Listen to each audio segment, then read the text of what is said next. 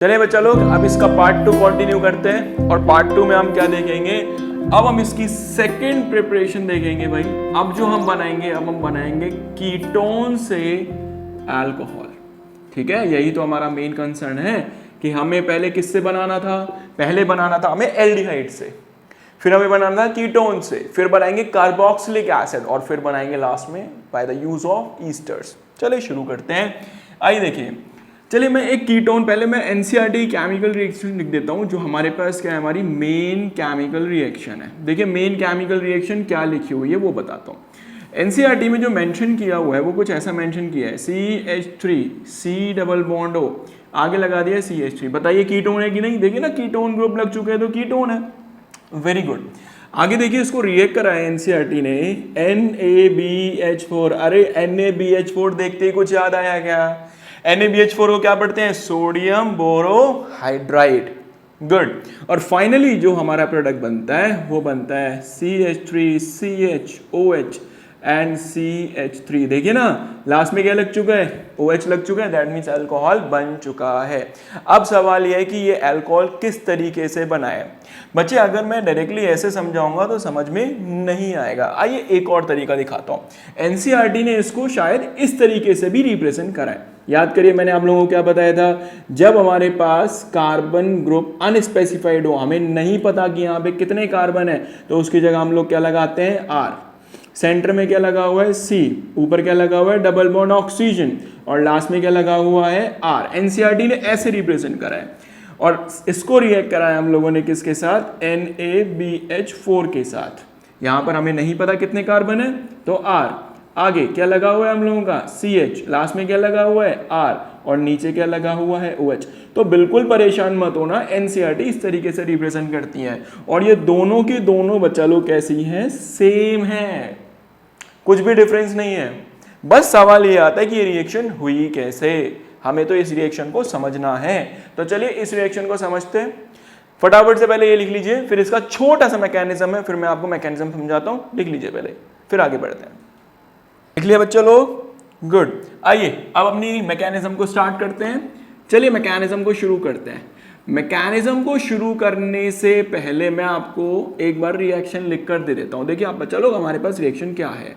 CH3 C double bond O, आगे क्या लगा है? CH3। किसके साथ रिएक्ट कराया बेटा हम लोगों ने? NaBH4। अब एनसीईआरटी में मेंशन नहीं है तो आप लोगों को एक चीज याद रखनी है कि सोडियम बोरोहाइड्रेट के साथ हम लोग किस चीज का यूज करने वाले हैं? H2O और साथ में थोड़ा सा एसिड का भी इस्तेमाल करेंगे। ये बेटा ये आप लोगों को याद करना पड़ेगा। और फाइनली हम लोगों का क्या प्रोडक्ट बना था? फाइनली हम लोगों का बना था CH3CH और ऊपर क्या आ चुका है? OH और नीचे क्या लग चुका है? CH3। ये हमारा अल्कोहल बना है। अभी नाम बताऊंगा बाद में, उसका टेंशन नहीं लेनी। आइए शुरू करते हैं। देखिए क्या हुआ था इसके मैकेनिज्म में, बहुत ध्यान सुनना है। चलिए देखिए, CH3 C double bond O, ऊपर क्या लगा है? CH3। बच्चा लोग यहाँ पे क्या लगा है? NaBH4। देखो भूलना नहीं है, मैंने आप लोगों को इससे पहले वाले लेक्चर में क्या बताया था? NaBH4 जब लगेगा तो वो अपने में से एक आयन रिलीज करेगा एंड दैट इज H-। याद है सभी को कि H- आयन रिलीज करेगा। अब H2O का मैंने आप लोगों को एक फंडा बताया था। H2O क्या कैसे ब्रेक होगा? H+ and OH-। याद आया?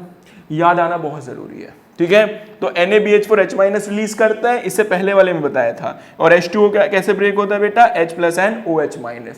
ठीक है, अब आते हैं अपने वापस। बताइए कार्बन और ऑक्सीजन में कौन इलेक्ट्रोनेगेटिव है? अब बहुत से बच्चों को परेशानी होती है कि सर इलेक्ट्रोनेगेटिव एलिमेंट क्या होता है। तो बेटा इलेक्ट्रोनेगेटिव एलिमेंट वो एलिमेंट होते हैं जो शेयर्ड पेयर्ड को या फिर शेयर्ड पेयर्ड इलेक्ट्रॉन्स को कहां खींच ले? अपनी तरफ खींच ले। तो attract the shared paired electron towards itself. ठीक है, उसमें एक हमारे पास जो अभी हम यूज कर रहे हैं एलिमेंट, वो है हमारे पास ऑक्सीजन। और भी बहुत सारे हैं, फ्लोरीन, क्लोरीन, ब्रोमीन, आयोडीन। अभी हमें उनकी बात नहीं करनी क्योंकि हम इनकी बात पहले कर चुके हैं। तो देखिए कार्बन और ऑक्सीजन में ये जो कार्बन है यहाँ पर जो दिख रहे हैं आपको, मैंने बताया था ना ये कौन सा बॉन्ड है, सिग्मा, और ये वाला कौन सा बॉन्ड है, पाई। पाई बॉन्ड एक वीक बॉन्ड होता है। तो ऑक्सीजन और कार्बन के बीच में ये जो ऑक्सीजन था एक इलेक्ट्रोनेगेटिव एलिमेंट है जो क्या करेगा, इन इलेक्ट्रॉन को कहाँ खींच लेगा, अपनी तरफ खींच लेगा। ये इसकी प्रॉपर्टी है, खींचता ही खींचता है। बहुत ध्यान सुनना, पाई बॉन्ड के इलेक्ट्रॉन जब इसने खींचे बच्चा लोग, तो ये इलेक्ट्रॉन गायब हुए, देखिए गायब हुए, और गायब होने के बाद दोनों इलेक्ट्रॉन कहाँ चले गए, ऑक्सीजन के ऊपर। क्लियर है बच्चा, जब दो ऑक्सीजन आते हैं दैट मीन उसके ऊपर आया एक माइनस चार्ज। खुद बताइए क्या कार्बन के ऊपर इलेक्ट्रॉन ज्यादा है या कम है, कम है, और उस कमी को दिखाने के लिए हम लोग साइन लगाते हैं प्लस का। क्लियर हुआ, बिल्कुल आसान। दूसरा सुनिए, दूसरा आप लोगों को ये याद रखना है कि हमेशा प्लस और माइनस एक दूसरे को क्या करते हैं बच्चा लोग, एक दूसरे को करते हैं अट्रैक्ट। बस जोड़ो, कुछ नहीं है। अब देखो H माइनस, ये माइनस कहाँ जाएगा, ये माइनस जाएगा प्लस के पास, ये प्लस दिख रहा है, ये प्लस कहाँ गया, ये गया माइनस के पास। चलिए जोड़ते हैं, आइए देखिए क्या हुआ। CH3 कार्बन, कार्बन के साथ नीचे क्या लग चुका है, नीचे लग चुका है हाइड्रोजन, साथ में क्या लगा हुआ है बच्चे लोग, CH3, ऊपर क्या लगा हुआ है हमारे पास, OH, O लगा हुआ है और साथ में ये हाइड्रोजन आ गया। तो ये क्या बन चुका है।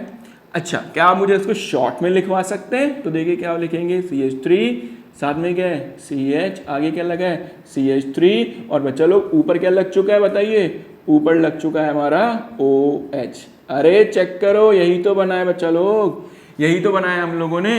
तो फाइनली कितना प्यारा सा मैकेनिज्म था, कितना छोटा सा मैकेनिज्म था। बस आप लोगों को याद क्या रखना है कि NaBH4H माइनस आयन रिलीज करता है। NCERT मेंशन नहीं था, H2O और एसिड यूज करना पड़ेगा। मन में सवाल, H2O भी है, H प्लस भी है, क्यों यूज करा। अरे बेटा H2O ऐसे ही नहीं टूट जाएगा H प्लस OH माइनस में, इसको ब्रेक करने के लिए हम एसिड डालना पड़ेगा। H2 अपने आप नहीं ब्रेक हो जाएगा, उसको तोड़ने के लिए H प्लस OH में एसिड डालना पड़ेगा। तो जब हमने एसिड डाला, H2 कैसे ब्रेक हुआ, H plus OH minus, H यहाँ चला गया, H माइनस प्लस के पास चला गया, एंड फाइनली मैंने जोड़ के लिख दिया। इस तरीके से एक कंपाउंड का फॉर्मेशन हुआ है। बात समझ में आई। आइए अब इसका नाम भी करा देते हैं आप लोगों को कि सर इसका नाम क्या होगा। देखिए जहां से OH पास पड़ रहा है वहां से नेमिंग, तो 1 2 3, 2 पर है ना, तो देखो क्या नाम लिखेंगे, प्रॉप। 1 2 3, 3 के लिए प्रॉप, सारे सिंगल तो एन, और 2 पर OH, तो बेटा इसका नाम हो गया प्रोपेन टू ऑल। तो फाइनली खत्म हुआ, खत्म हो गया। कितना आसान था ना। तो अब आप लोगों को क्या करना है, इसको भी अच्छे से सीखना है। अब मैं इसके पार्ट 3 में एक अनदर मेथड सिखाऊंगा, और वो किससे सिखाऊंगा, फ्रॉम कार्बोक्सिलिक एसिड। जब तक आपको ये अच्छे से पढ़ना है पढ़ लीजिए। चलिए फिर पार्ट 3 में कंटिन्यू करते हैं। लिख लीजिए बच्चा लोग।